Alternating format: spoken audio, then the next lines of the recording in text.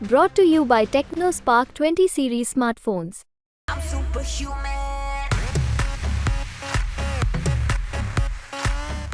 Kushinagar Lok Sabha seat पर जीत हार चाहे किसी की भी हो, लेकिन इस सीट का समीकरण हमेशा से चर्चा में बना रहता है। 2024 में भी यहाँ का सियासी समीकरण काफी दिलचस्प लग रहा है, क्योंकि इस सीट से स्वामी प्रसाद मौर्य ताल ठोक रहे हैं।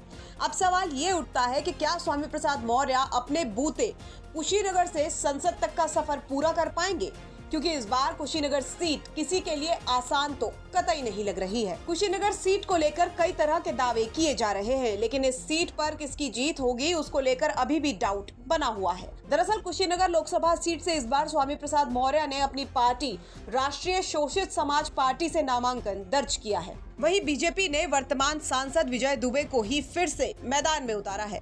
सपा कांग्रेस गठबंधन से अजय प्रताप सिंह मैदान में है, तो बसपा से शुभ नारायण चौहान को उतारा गया है। फिलहाल बात करते हैं स्वामी प्रसाद मौर्य की, जो स्वामी सबके साथ और अपने विकास में विश्वास रखते हैं। इस बार अकेले पड़ गए हैं। स्वामी प्रसाद मौर्य जो कभी बसपा के साथ हुआ करते थे, फिर बीजेपी का दामन थामा, उसके बाद सपा से भी सटे।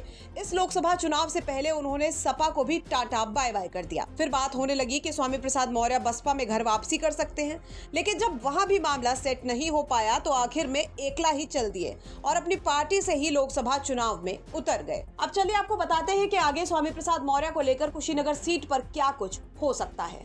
दरअसल स्वामी प्रसाद मौर्य कुशीनगर के पडरौना सीट से 2 बार विधायक रह चुके हैं। पहली बार वो बसपा के टिकट से विधायक बने थे, तो वहीं दूसरी बार बीजेपी ने उन्हें असेंबली भेजा था। लेकिन 2022 विधानसभा चुनावों से पहले स्वामी प्रसाद मौर्य ने सपा का दामन थाम लिया, लेकिन एंटी इनकम्बेंसी के डर से स्वामी प्रसाद पडरौना सीट छोड़कर फाजिल नगर से चुनाव लड़ने का फैसला किया, क्योंकि फाजिल नगर सीट पर कुशवाहा वोटरों की संख्या ज्यादा है और जीत हार में कुशवाहा वोटर अहम भूमिका निभाते हैं। हालांकि स्वामी प्रसाद मौर्य की किस्मत यहां भी धोखा दे गई और वो फाजिल नगर सीट से भी हार गए। जानकारों की माने तो इस बार भले ही स्वामी प्रसाद मौर्य कुशीनगर सीट से संसद पहुंचने का सपना देख रहे हैं, लेकिन लगता नहीं है कि कोई कमाल कर पाएंगे। उल्टा स्वामी प्रसाद मौर्य इंडिया गठबंधन के प्रत्याशी के लिए ही कांटे बिछा रहे हैं।